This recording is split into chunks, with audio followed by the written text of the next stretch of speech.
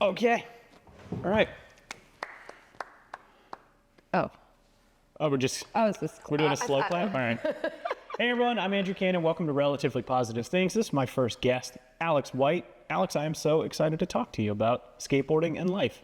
I'm honored to be your first guest here. Thanks for doing it. Yeah, thank you. Thanks for having me.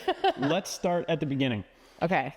Where are you from, and how did you get into skateboarding? I'm from Los Angeles, California, and I got into skateboarding in a pretty normal way. Like, everybody was doing it. This is like the mid-90s. Fun fact, some of my first skate friends was Jonah Hill. So I grew up in LA. My parents worked in the industry. And everybody just like started. Which industry? Oh, the entertainment industry. Oh, okay. Yeah. I was like, wait, the skate industry? Is that how it's? My parents worked in the entertainment industry, and I grew up in Los Angeles, and I went to a private school there. And but yeah, skateboarding got like really cool, and it just like came into my orbit. And then I was like, I absolutely want to do that. That looks so cool. And yeah, I just like got obsessed with it. Would skate all the time in front of my house, and there was no skate parks or anything. There was like nowhere to go. I think the only skate park in Southern California at the time was like Simi Valley or like Huntington Beach Park. So like we would beg our parents to drive us to like Simi Valley or Huntington Beach. And yeah, I think I got into it at an interesting time. It was like there was Hot Rod Skate Shop on the west side that I used to go into and like just like geek out on everything. And but there wasn't very many women around. But I finally got a copy of Welcome to Hell. And then I saw Alyssa Steamer, and I was like, oh my God, so there are women that skate. I could do this, right? And I started to like, I think it's hard to conceptualize, like, this is like 1998, so there's like not the internet, so you have to kind of like seek out things and find people. And yeah, Thrasher Magazine, Slap Magazine, Big Brother, I was just like of that late 90s era of like, just kind of like gritty, kind of boys club skateboarding world. So when you started, I mean, obviously, like you're saying, the internet didn't exist in the way, in the way that it does now. Yeah. How many female skateboarders did you skate with? None. And I never saw another woman skater except in videos until I ended up moving to Monterey, California. So my mom was saying, like, we're in LA, and I was getting ready to go to high school, and the kids there were moving really fast, which means they were like smoking pot and having sex. And I was like, she's like, I'm gonna get you out of here. And then I went to Monterey, and Monterey happened to have a private indoor skate park. And that was just like so serendipitous and so cool. And so I just ended up living at this skate park basically called the Skate Station when we moved to Monterey. And yeah, I take the bus there every day. I met a whole crew of skaters. How old were you at this point? 14. Okay. Yeah. So at 14, we moved to Monterey, and then I was like, Monterey actually had a good skate scene, and there was a private park, and that was new to me. So, it was like knee pads and helmets, and, smelled like BO all the time. And it was just like, yeah. But yeah, the private skate station, that was like kind of where I got like, okay, like there's like other skaters, and started to understand like there's castle contests that you can do. And then I saw the first, I think, other like female skater I ever saw was Jessica Krause, who used to ride for Think. Yeah, and Jessica, I think, lived in Morgan Hill or San Jose at the time. And I intersected with her at skate contests, like castle contests. And yeah, that was like the first other woman I ever met. Was it still around 14, or had you been, was it like you were 16 at this point? 14, 15. And then 16, I got my driver's license, and we started like going around and filming. So we'd go up to the city. I met Amy Carone, I met Vanessa Torres. Like I started to like understand there was a lot more out there. Kenna Gallagher too. There was all these skaters that were just, it was interesting. I lived in Monterey. Kenna Gallagher lived in Santa Cruz. Jessica Krause lived in Morgan Hill. Amy Carone lived in Half Moon Bay. And then Vanessa Torres moved from Orange County to Half Moon Bay to live with like Amy when they were like 14. And then Van Newen also lived in the Bay. And there was a couple like Bay skaters there that I had just ended up like, I don't know, write them a letter, call their home phone number. I was going to say, how'd you even connect? Yeah. I feel like you were DMing them. No, there's no DMs. I think I would call their parents' phone number, and I'd be like, let's meet at 3rd and Army on Saturday morning at noon, or early into Saturday at 11, and then like hope that they would show up. So it took quite a bit of time to connect with that community, and it was a process to connect with that community Yeah. as well. And once you got into it, though, I mean, you're still friends with most of those skaters, right? Yeah. So if I like think about it, I've been friends with Vanessa, Amy, Lisa Whitaker too. Lisa Whitaker kind of connected us all because she launched this website called The Side Project, where she would upload vlog videos. Like before YouTube, she would have like this like archive of all this footage. She would film for these projects and put us all up there. And then you could connect with like, you're like, oh my God, there's other girl skaters here in like Reno, Nevada. Like it was really, Lisa Whitaker became like the sun and we were all the planets spinning around it. I don't know why I'm doing so many space analogies, but You're out of this, you're out of this world. That's what it comes down to. But yeah, I've been friends with Amy and Vanessa since we were all like 12 and 13 and 14. I'm older than Amy and Vanessa by a couple years. And I think, yeah, we've been friends for like, I would say it's like closing in on 30 years. Like we're like 25 years of friendship. Yeah, it's pretty wild. And when you started skating, did you also start filming at that same time? Yeah. Or was it just kind of, because obviously we're right about the same age. Yeah. And when we grew up, it was like there was the friend that had the VX Yeah. and everyone shared those responsibilities. Yeah. Is that how it was with you guys? Totally. Like we had high 8 cams and like 8, Super 8s with like janky little fisheyes you put on it. And so most of my crew of like guys that I skated with, this guy, Kyle Haggerty, Jeremiah Smith, Derek Rowie, my ex-husband, there was a group of us that kind of like skated and filmed together all the time. And then I got like an iMac and started editing too. And so, yeah, right around when I was 16, probably the same for you, right? Like, Yeah, that was, too? Yeah. Yeah, well, our friend Dan was kind of the main editor, Yeah. but I think we would all kind of help out where we helped out. That's where I learned how to edit. But now you just do it all the time. Now I do it all the time. We still love it. We love it. It's so Yeah, much fun. I think skaters love making videos. I think that's also what gave me direction for college, because then I went into film and television production. A couple years later, I went to Loyola Marymount University, and yeah, I had all this like knowledge already from editing and filming, and just kind of carried that into like my early 20s. So is that what you got your degree in? Yeah, I did film and animation. Oh, that's amazing. Yeah, I got it right. And so then you've utilized that just in creating content and doing Yeah. all kinds of stuff over these years? Yeah, totally. I think I went through a lot of iterations of like technologies. I helped film Getting Nowhere Faster. Mostly Lisa Whitaker did the bulk of the filming, like everything for Getting Nowhere Faster, but I helped with some aspects of it. But yeah, just as skaters, you go out and having a goal and a purpose to make a video part or to make a homie video, like it was so valuable to me in my teens, because there's like, besides like sports, like what kind of direction are you going to have? And you're just like, okay, we're going to get clips. Like every weekend we're going to go do this. We're going to get better. Like it became this like obsession that was like really good to keep me on track. And like, while, my mom was kind of right. Like Los Angeles kids were moving fast and they were like smoking weed and like doing drugs and partying. And then I was just like, I need to get clips. So. And here you are all these years later, you're like, all right, are we almost done this? Because I got to go get clips. We got to go get clips today, Andrew. So, okay, you graduate from school, you got your degree, then what happens? Because you've had a really cool and interesting career. Yeah. Cool and interesting is a nice word for it. A little all over the place. Yeah, so I went into, like, there was a lot of, like, hope and, like, prospect for me in college, because I'm like, oh, I'm a woman editor, basically. Like, I could get, go get a job working for anything, because there wasn't very many female editors at that time, and people were, like my professors were encouraging.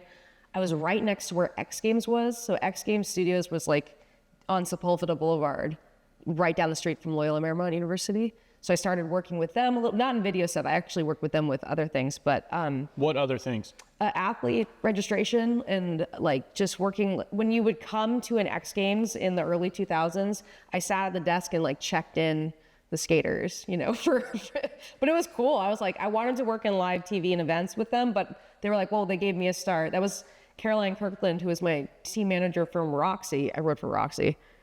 I know I'm all over the place, but I wrote for Roxy, which was amazing. When? At what time? I got sponsored by Roxy at the All-Girls Skate Jam when I was 16 years old. I went down there. I think I got like 3rd place. And Danielle Beck, who was managing the program at the time, came out to the Encinitas skate park. She like pinned a couple kids and put us on the team, which was super cool. And yeah, and then my team manager from Roxy ended up at X Games. So I kind of like all the connections that you build in skateboarding. I just leveraged those in college because I was trying to figure out what I was going to do for my career. And I knew I wanted to work in film and TV. I still kind of do. I love that. I mean, we work in our own media right now. Yeah. Like skate media is like our, you know, our thing. But yeah, I ended up working for X Games a little bit, but I graduated into the Great Recession. So within a year, all the job prospects that I had kind of just dried up and fizzled out, and they were having layoffs. And this is like 2006 to 2008. And I ended up moving back to Monterey into my mom's garage with my then fiance, who was my high school boyfriend. And he worked construction and I did waiting tables. I like started completely over.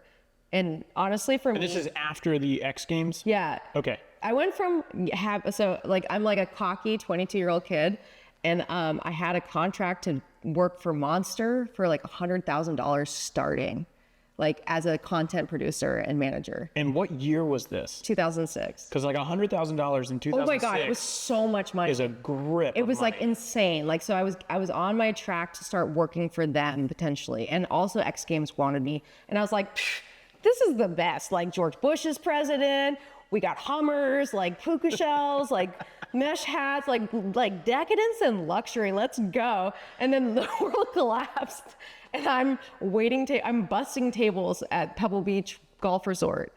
But it was like the best, like, cause I just thought that that's what I was entitled. I was a brat. I was like, oh yeah, of course I'm going to get a great job and I'm going to go on and like make a lot of money. Like, and then I started like, you know, just grinding. And these people, like mostly like immigrants that you know, had moved to this country were working at Pebble Beach, and they were kicking my ass in the kitchen and they were like, get this order right. Why are you crying? Like, stop it. Like, get it together. And I was like so humbled for like those 3 years that I worked there. And it was such a good, like, oh, this is what life really is. This whole fucking X Games money, like shit that I thought was going to happen. Like, it's actually like, these people are kicking my ass. I learned so many lessons from bussing tables and working in a bar, and just was like, yeah, like, okay, now we know, start from zero. This is what it is. So how long did you work at the Pebble Beach Golf Resort then? God, I worked there for 3 years, and I still was skating. Like, you know, we were making skate videos. I made a shop video then, always filming and skating. But yeah, and also I filmed surf videos. I started filming surfing then too, which was weird, but fun. But yeah, I worked there from like 2006 or 7 to 10 or 11. I ended up working in like at hotels doing like bar service stuff for like 6 years out of college as my main job. So, and you could see over the bar? Bar back. I'm the bar back, so I'm under there, and I just put the shots up, and they were like, where did these shots come from? They're just like, what is going on down there? Just like hand you a bill. So you are doing all that, and then what's the next step? Because at some point, obviously, you stop working at the bars. Yeah, I mean, what basically happened was I was pretty disillusioned with like everything, you know, besides what I like to do. And I was like, oh, I'm gonna marry my high school boyfriend and have kids, because that's what you do. So I got married, and There's a plot twist to that one. I married my high school boyfriend, and we had kids. Spoiler, I have 2 kids. Yeah, I got married in 2007, and yeah, we were just like living in Monterey and kind of like just working class couple. And I got pregnant in 2010, and my first son was born in 2011. That's Henry, and he's 14. Hey, Beth. That's the sound that the background makes every time I mention Henry. Yep. But yeah, I got married, had kids, and I was just kind of like doing this like mom life thing. Like, luckily, I had this weird lucky thing that when I was pregnant with Henry, I was at a bar, and this is a recession, and stuff is just, it's like bleak, you know. It's hard to picture. It's like kind of like now, but bleaker. The bar got purchased by an investment group, and we all got laid off. We were a union, we all got laid off. And I got to collect 18 months of unemployment and basically stay home with Henry, which was so rad. And Sam was working, but like, yeah, we were renting, and just, we eventually bought a house too, which was great. But yeah, I moved into just kind of like skating's fun. You know, Vanessa and Amy and Lisa are still some of my best friends, but I wasn't involved in it. It was just something I was doing. We'd do little projects. And especially after I had Henry, I kind of stopped skating, like, for a while. Like, it was, you know, I mean, you have kids too. You like, you had twins. Kids is a whole nother journey. That's for sure. You had 2 fucking babies at once. Well, I didn't. My ex-wife But did. you still remember, like, Yeah. how It was much crazy. time did you have to go skate? I mean, like, Parenting is crazy, especially those first few years. You're just in it, which is nuts. Now, so you go from working in the bar and doing all that, then you have some babies. yeah. What was the next career did you then get into real estate, or Yeah. was there more skating in between? I mean, obviously you kept skating. Yeah, I kept skating. I mean, like, it was just really tough. Like, between breastfeeding and skating it's hard to get clips when you're breastfeeding. But I you know, I would go cruise around and stuff like that too. But mostly I was just trying to make money and earn a living. So one of the big real estate right then had crashed basically. And what we were doing was really trendy basically was to like buy short sale houses and like fix them up and then sell them or rent them. So me and my ex-husband got into that and we just started, I started property managing, which is something you can basically do from your phone. And this new thing called Airbnb came out. So I started managing Airbnbs and it was really easy for me to do because I could basically be at home with my kids and manage stuff, you know, calling plumbers and stuff. So What year was that? that was like 2011. I worked in real estate from like, I became a real estate agent later, but I worked in real estate from 2011 to 2017 or 2018. 2017, yeah. So you're doing all the management. yeah. When did you actually get your real estate license and then move in? I mean, because Monterey, that area is very expensive. Like it is Yeah. a swanky zone. You sell like 3 houses and you're pretty good for a year. It was like 2014 I got into it. Like I got my license and things like that. So Did you do that out of necessity? Did you do it because you were into it? Like what was the reasoning for it? I got into that because the business model that my ex-husband and I had developed was to buy houses, turn them into an LLC, and then sell shares of it to a bunch of investors, and then people would get basically like distributions every month. It became a good money-making opportunity because we were just kind of like leveraging houses and buying in cash. And if I was the agent, then basically I would collect commission too. So it just streamlined into like our little family business, which was like property management and development. And that was the way to like make money then. It was kind of fun, honestly. Like, I don't know, like you're just like out hunting for houses and you try to find one that's like good and like good price and that you and all your buddies, basically like a lot of skaters worked in the trades too. We you know, all of our friends were like helping us get, you know, houses ready to sell. And I have a really good network in Monterey. So it made sense for those times. But during those times, I was also on the X Games selection committee for women's too. Like I was involved a little bit. And at that time in skateboarding for women, there was only X Games. There was no other opportunity really to make money. There was no street league yet. The Maloof Money Cup was just coming onto the scene. And women pro skaters were really struggling at that time to make a living. So the little ways that I could be involved still, I did, you know, advising, and we still had meetups, and there was this new thing called Wheels of Fortune that we started going to from Skate Like a Girl. And yeah, I had touch points, but having a career in skateboarding seemed like insane, like because there just didn't seem to be any prospect, especially for women. Like there was no women that I knew of besides like Megan Baltimore and Lisa Whitaker working in skateboarding, honestly. When did you, so you're working in real estate. Yeah. Did you and your ex split before that ended, or did that happen after the when did that happen? So my ex-husband Sam and I, we split, I think in 2017, July 4th, my Independence Day. My date of separation is July 4th, 2017. And Sam like had a really hard time with drugs. He, you know, as a lot of skaters do, we know there's like a lot of addiction. He was a really good dad when he was sober. And then when he would use, he just went off the deep end. And in 2017, I basically, like he had been in and out of rehab while I had like babies. Like I was going to like Promises Rehab Center while he was there, like 8 months pregnant with our second kid. Like I was in it with him. I was like, okay, we'll get through this. Like addiction is something we can do. But 2016 to 2017, he just kind of went off, and he would not go back in, and he was being super secretive. And I made him an ultimatum because he was getting really unsafe with himself and with us that, you know, you got to go back into rehab or, you know, we're done. And he was like, we're done. And he has never gotten better since. So yeah, 2017, he left the family, and it was a huge shock. I mean, not a shock. Like, I mean, I guess I kind of saw it coming, but I was just like, he's gone. Who am I?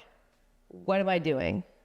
What makes me happy? Like, how do I make a living for these kids now? Like, I mean, he was gone. There was no child support. Like, I was just like, okay, like, how am I going to feed the babies? Like, how am I going to do this? And, but what makes me happy? And like, what makes me really happy is like, skateboarding. And I kind of like came full circle and got like really in touch with who I was at like 15 or 16. And I felt that like regrounded me. And I was like, okay, like you know, I want to work in I want to do skateboarding. I want to skate. And maybe if I can make money and skate, that would be great. Well, we'll back up for a sec here. Sure. You and I actually met for the first time in 2004. Yes. Because we were at a Damn Am in yeah. Minneapolis. Yeah. And I will never forget, like, there were probably 2 female skaters in that contest. Yeah, yeah. And like, you were slamming so hard. I think you were frontboarding down the rail. Yeah. And you were just getting rough. I will never forget, because I was like, who is this little ripping like woman with a who Roxy is getting smoked? Thanks. And you won that one. I did, yeah. Yeah, that was sick. But so then we didn't see each other until around that 2016, 2017 mark. And I was at an REI? REI. Yeah. Down like between Monterey and Santa Cruz, because I was working at Santa Cruz at the time.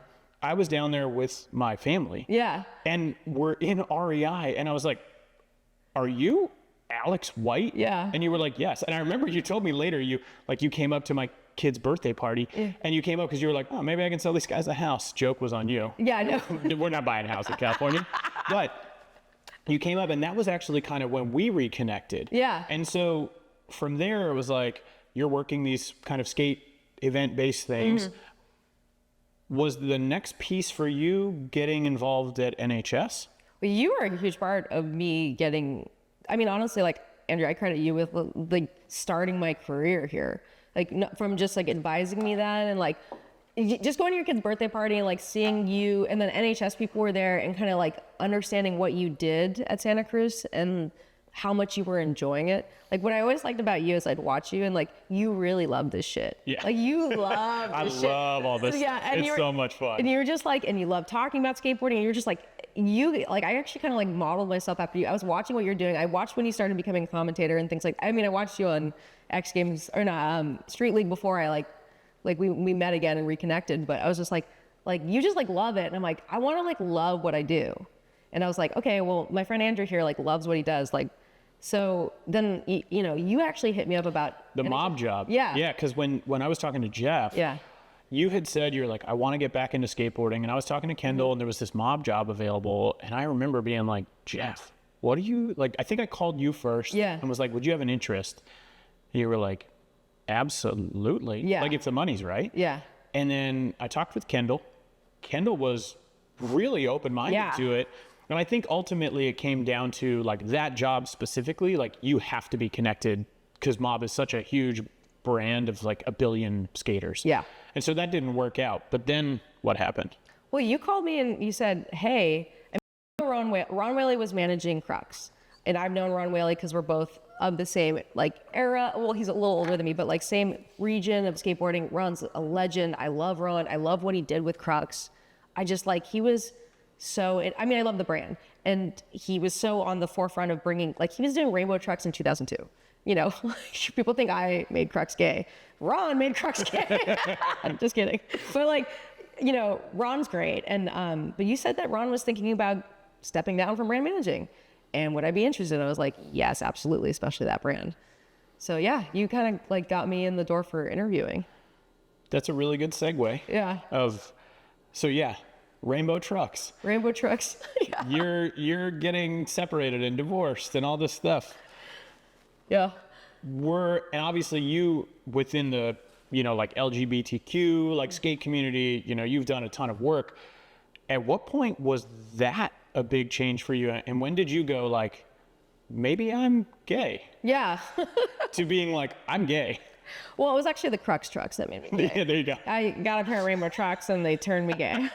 So I was like, yeah, so it's a funny thing. And you and I are really good friends, and I talk about this all the time with you. And I think that there's always this kind of thing about like black and white. Like, did you always know you're gay or you're gay? And I do think that your sexuality or who you're attracted to can be a spectrum, right? Like, I was absolutely in love with my ex-husband. He was everything I wanted at that time.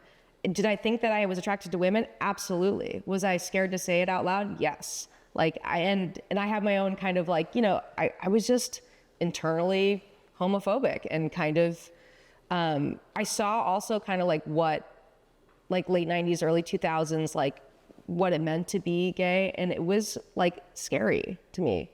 And also like, I wanted stability and I wanted a family, and I know that IVF exists. I know you can have, babies but like for me, when I was younger, I wasn't really like comprehending these things. And I wasn't really thinking about myself and what I wanted until Sam left.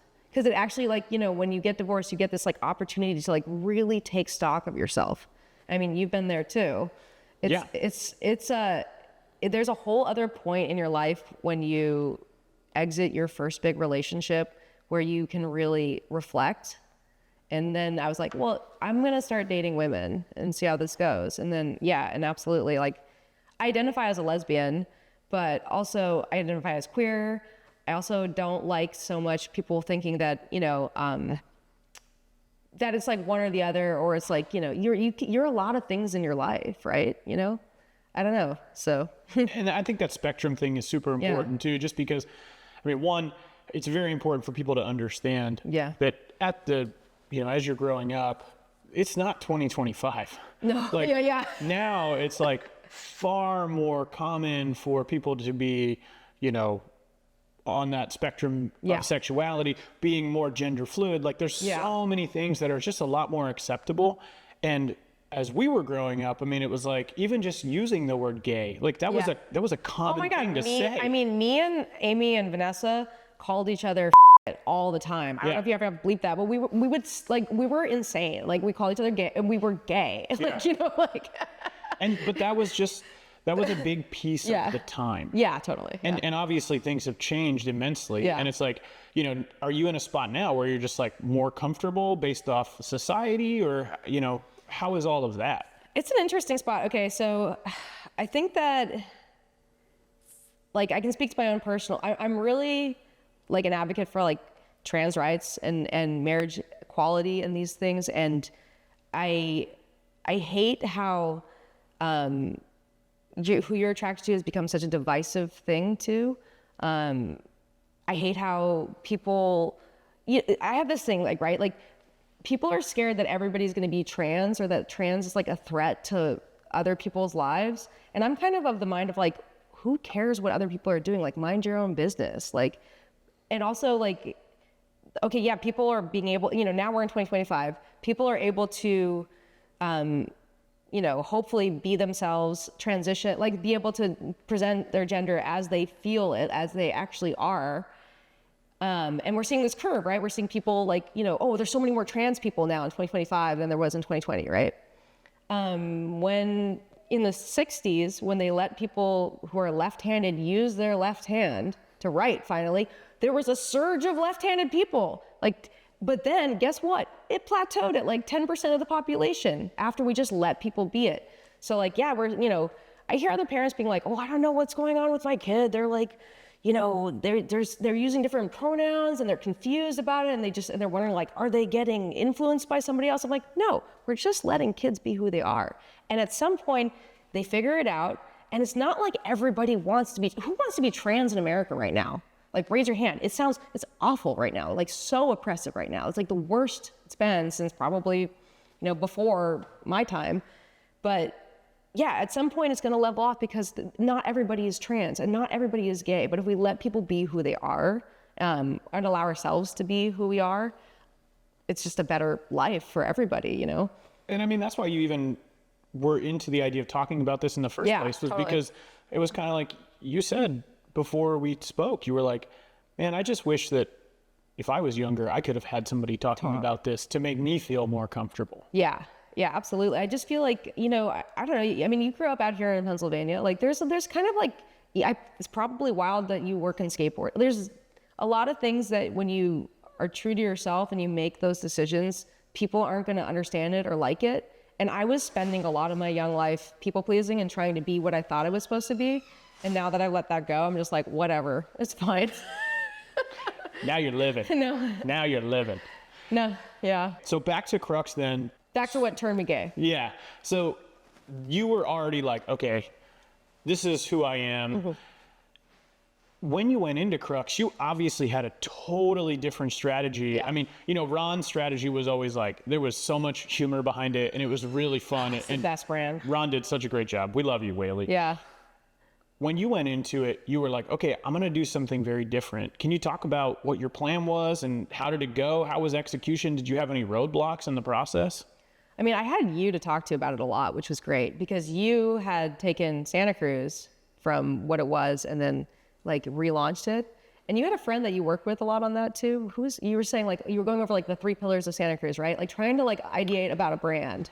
I mean, I talked to a lot of different people. Yeah. My buddy Nate Newton from Converge, like he was a great person to talk to about like what he thought about Santa Cruz because he's a bit older and like grew up on Santa Cruz. But honestly, I always talked to Matt Price a lot. Yeah. Like Matt was a great person to be able to just run ideas by, and also just somebody who kind of helped instill that confidence from an outsider perspective of like, just go for it. Yeah. And that was huge. And you were that for me. So I was like, hey, I have these, you know, I had ideas so Krux as a brand has always been fun.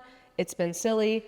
They do skits. They do like the most irreverent, like everything about Krux was just, I felt like the natural trajectory from the brand, from the Louis Barletta, Cairo Foster, like, you know, the days of that, like the early 2000s videos and what Ron had done to where I picked up the brand. I'm like, oh, we need to continue that, the fun, silly skateboarding. And then also like the inclusion. Because Krux was an inclusive brand. Krux was, you know, it's everything indie was not. You know, indie is hardcore, gnarly skateboarding, and Krux is like hot dog trucks, early grabs, like, and that's actually kind of paralleled a lot to what the women's and queer scene wants. You know, you know, I don't know that many, you know, queer folks that in my community that really resonated with brands out there at that point. Like, you know, there wasn't a lot of brands that were speaking to them. I'm like, well, I want to make a brand that really speaks to this group. I want to put on skaters like Marby. I want to lean into Nora. I want to lean into Louie. That was like my holy trinity: Marby, Nora, Louie. And those were the 3 groups I wanted to hit. And I wanted to do fun art and go back to the fun ad campaigns. And so like we made all these like really ridiculous like ASMR videos and like they look like food service videos and skits with Nora, and we went back to talking truck, and we just used the DNA that Krux, that Whaley, and actually Matt Sharkey had kind of interjected into the brand and just brought it into, okay, let's push towards like queer and women's skateboarding. That time came to an end. How long were you working over at Krux? It's kind of crazy too, because like you're such a big part of my story. Which is funny. Yeah. It's really funny. I'm like, oh, am I just fluffing myself here? Like, hey. Like I saw what you were doing and you coached me a lot. And like with Krux, I just had this opportunity to take a brand that had the right DNA and push it towards an audience that I felt like it could really speak to, which is like the Skate Like a Girl crowd, women, girls, you know, girls. It was the first on the Titanic, women and children first. Like, you know, it was like, who are we putting on the life raft? So I was like, you know, because independent is going to talk to the rest of everybody else. It's independent trucks.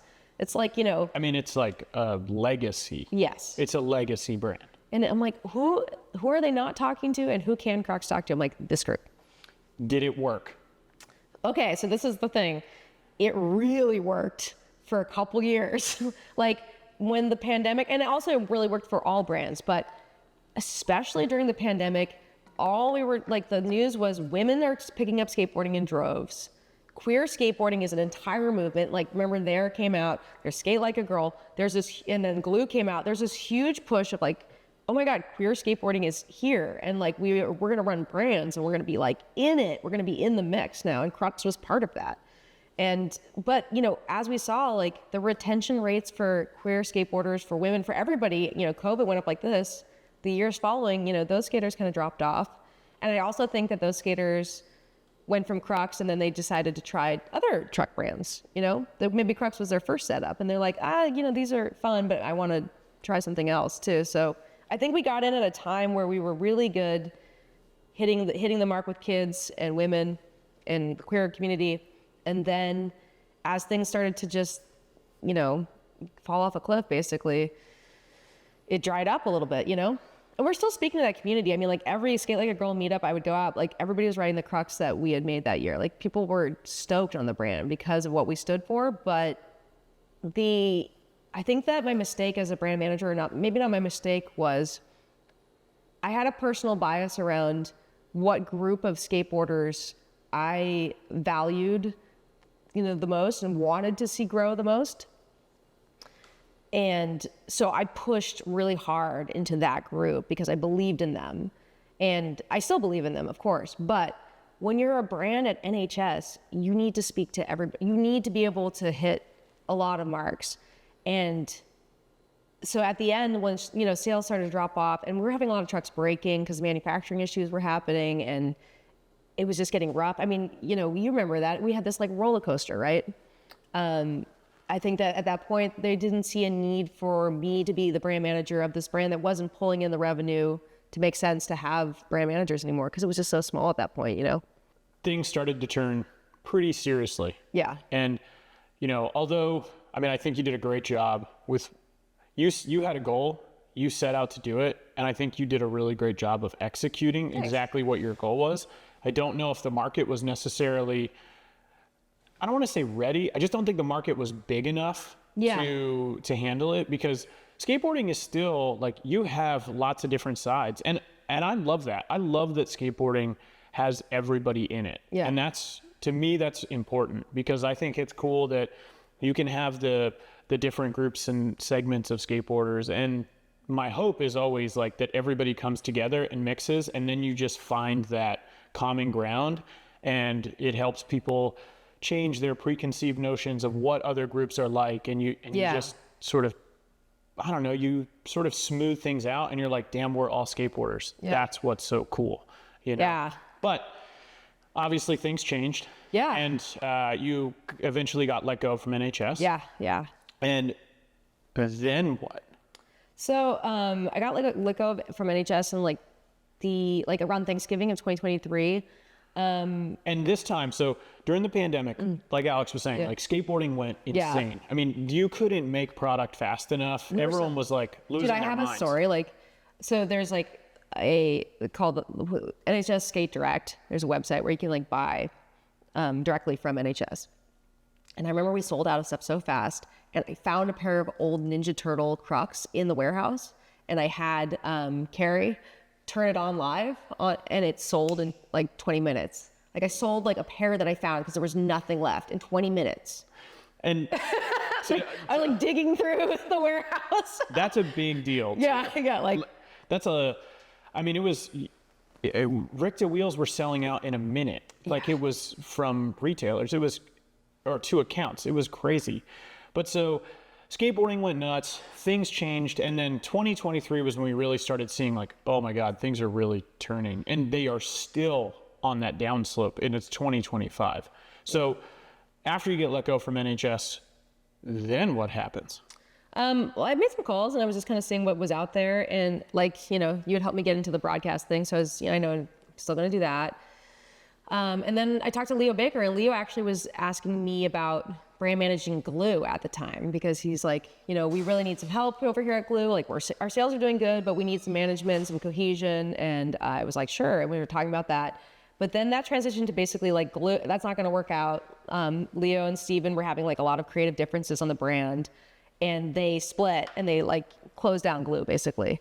And then Leo's like, I'm starting a new brand right now. And Leo is just a doer. He waited too. We talked a lot. He's one of my best friends too. I should have said at the beginning too, I also met Leo Baker, Amy, Vanessa, Leo, Lisa, but Leo was nearly a decade younger than us. So I met Leo later on, but anyway, we're family. I've been friends with Leo forever. And he wanted to start a new brand, and he's like, you want to brand manage? And I was like, cool. And he did, within a month, he had the trademark, he had everything set.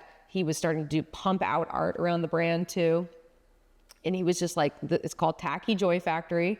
We're going to make, like, making joy despite the horrors. Like, it was just like, the world is hard, like, this sucks, but we're going to make like the most silly, fun products. And we're going to like make it kind of like tacky. Like some of it's kind of like the first drop is all clowns and just like kind of like weird Leo brain stuff, you know? And you can actually see some of, you know, for people that pay attention to brands, like there's some like glue, so, like his fixation with like babies and like skeletons and like disgusting food and things like that. It's like all in Tacky now too. And yeah, we just worked, like we just helped, you know, launch a brand. So it was an interesting change because now I'm working with one of my best friends, and I went from NHS, which you have like a head of hard goods development, a head of forecasting, and then, okay, I am now, you know, I'll say these names. I'm Kaylin, I'm Bed Woody, I'm Jeff Kendall, I'm Bob DeNike.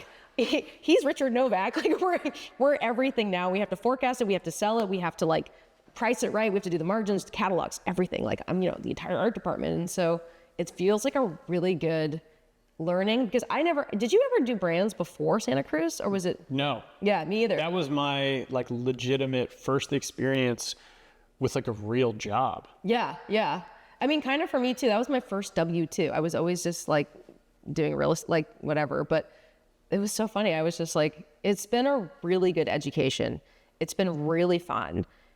If, you know, everything you have to wake up in the morning and be like, stoked to do it. Like I want to do this. And it's so fun to work on video parts, like help young skaters out. Like all the best parts of it make even like the harder parts of it where I'm like sitting in a spreadsheet and I misnamed one column and now everything's fucked. Like it makes it okay because we're going to go on a skate trip to Denver. Like we're going to go get clips and like the kids are happy and the team is so sick. It's like Tristan Basin, who's from the Bay, Tristan Indrisic from your area, from Arizona, Nora Baker from Colorado, and Rocco Marsh from Texas. And we have a couple flow riders, this kid Josh in New York rips, and we have Jasmine Alvarez, who's going to get announced later on, and Victoria Rotolo. So we have a Colombian, Brazilian skaters too that are coming up. It's fun. I mean, like, it's just fun to work with everybody on a project. So you've got Tacky Joy Factory. I just went off about it, but it's fun. It brings me a lot of joy. You do. Yeah. You do everything over there, which is awesome. And then obviously Leo's in charge of like the creative and editing art. videos, the music. It's all Leo's music too. Yeah. So you guys are just kind of this rad little team of people who have known each other forever. You know what makes each other tick. Yeah. And now you're navigating those things as, you know, two people that are making this really cool and interesting company. Yeah, it's been really, really great. And Leo is so smart. And he also has a graphic design degree because like back in the heyday when I was talking about X Games like that, like he couldn't make money skateboarding yet. Like he didn't have a shoe contract when he was winning Street League.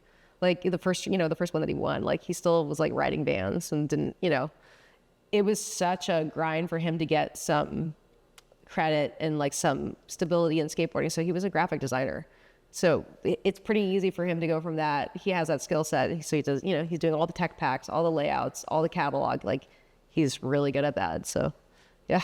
It's cool to hear that both of you have degrees. I think that's something that like people in skateboarding oftentimes don't value enough. Yeah. And, you know, I always like, you know, depending on where you're at on the spectrum of things, like you might be in a spot where you're like, I'm flow, I'm going to get on the team, I have potential to turn pro in the next couple of years, whatever.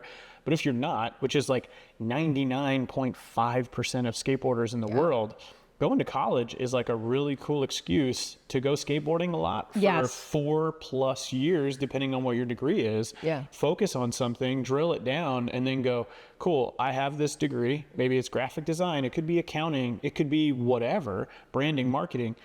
And now you can take that into something that's skate or skate adjacent and make a life out of it, which that's the whole reason I want to do this podcast in the first place, is because I want people to know, like, you can have a cool life with skateboarding still involved. You may not be a pro skater, and that's okay. Yeah. I like that mission statement because, you know, I was never gonna win X Games. Like I was never a top tier skateboarder, but I really liked being a part of it.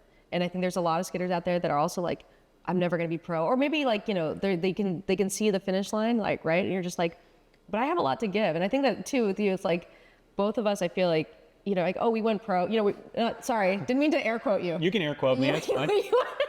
I'm very cognizant of where I was. The world counts, but I'm, you know, it's like, but that wasn't it for us, you know? Like there's the real contributions to skateboarding, I feel like for you and for me too, happened after that because we love it so much. We're such nerds about it. We want to skate still. We like want to influence skateboarding. We want to contribute to skateboarding. It's a big reason why I joined Skate Like a Girl, the board. I'm the board chair of Skate Like a Girl too. And I just want to, you know, from the ground, like from getting new skaters into it to, you know, creating content with you to creating brands to, you know, like kind of being a skate evangelical. I want to do everything too, because I really believe in it. I mean, that's been my North Star always is like, you know, I remember being an 11-year-old kid in Glen Mills, Pennsylvania, and like legitimately finding skating. And here I sit almost 40 years old and it has always been that North Star. It's helped me to make all the decisions in my life. And I wouldn't have what I have. I mean, mentally, like it was so good for my mental health. Yeah. It's like, it has always been this thing that's like a comfort to me for so many years. And so to me, I'm just like, how do we all work together to continue to build that? Not because, yes, of course there's money when you have more people coming in, but really it's just about like, I think of that kid who's 11 and regardless of, you know, gender, whatever, I don't care. I'm like, there's this amazing thing called skateboarding. Yeah. And you can have that. Like it is just as much theirs as it is mine or yours or anybody else's. And it's like, they can find this beautiful thing and they can take it and just feel all those same feelings and they have this amazing outlet. And that's what I want. And so it's like all this like work that I've always put in has always been about, I want kids to find this and just be able to feel those feelings that we've gotten to feel. Yeah. You know? Yeah, it's well said. So you're doing all the stuff with Tacky. You're running that brand. You're working with Leo on a bunch of stuff. And then you're also doing some consulting on the side, right? Yeah, so I'll do, I'm working with Red Bull, consulting there and doing kind of some like big picture strategy things with them. I've had a great relationship with Red Bull over the years for so many projects and they're like such good people that work there. And yeah, I love working with them on those things. And then just doing like, you know, commentating things and yeah, like one-off like other brands, you know, doing marketing campaigns. I'm kind of piecing it together at this point in my life. And I feel like you're similarly, like we're trying to like figure out, okay, like, you know, it's nice though, again, right? Like again, assessing what you love doing, what you have to give, where you can be valuable, you know, where you can add value, but also keeping just what you said, the North Star of like, I want to get more people into skateboarding. You know, I'm not a gatekeeper. I'm not exclusionary. Like, and I constantly think about like, how much it's meant to me and how much I just want to give back that feeling to other people. That's a great segue into this sort of last question of what advice would you give to somebody out there who, you know, wants to get into the skateboarding industry or the skateboarding world, but even more specifically, what advice would you give to your younger self? Because obviously you have gone through a ton of changes over time. And if you were hearing this as a younger skater who's just trying to find their way, what would you tell yourself? Gosh, you know, the advice to a former self question is always kind of funny. First of all, like, you're gay, but you know that. So, but do what you will. God, you know, like I always kind of feel like the past is perfect. Like it was really hard there, like dealing with, you know, being a single parent and the kind of what I set myself up for with marrying my high school boyfriend. I probably would say like, don't make any life-changing decisions until your frontal cortex has been fully formed at 25. Like don't get married before don't have kids and get married before you're 25. It's probably like the one advice I would give, but I don't regret it. I love my kids. Like I love that. That's how I spend my early 20s. But also I'm like, for other kids, once you're 25, then make those decisions, but don't get married and have kids before you're 25. And any specific advice to getting into the skateboard industry if you don't have that trajectory of being able to turn pro? Oh yeah. Anything you would say to yourself or others out there? I think that the best advice I could give is to show up, at events. If there's nothing bad's going to happen if you show up at, whatever. I'm sorry, maybe nothing bad's going to happen, but I don't know what's going to happen. Bad things can always happen. Bad things can always happen, on honestly.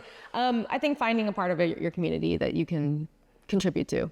I think that, with Skate Like a Girl, we have like WT sessions, we have like clinics, like there's so many people that work in skateboarding that are really like youth focused, that are building the next generation of skateboarders. There's so many ways that it like intersects into having a meaningful contribution to other people's lives. That's so fulfilling. And I feel like I would tell people to just try to get involved, like advocating for a skate park or skate space, or, creating art and starting, start brands, do the thing. It's fun. Like, what's the worst? You're out some money, whatever, life is short.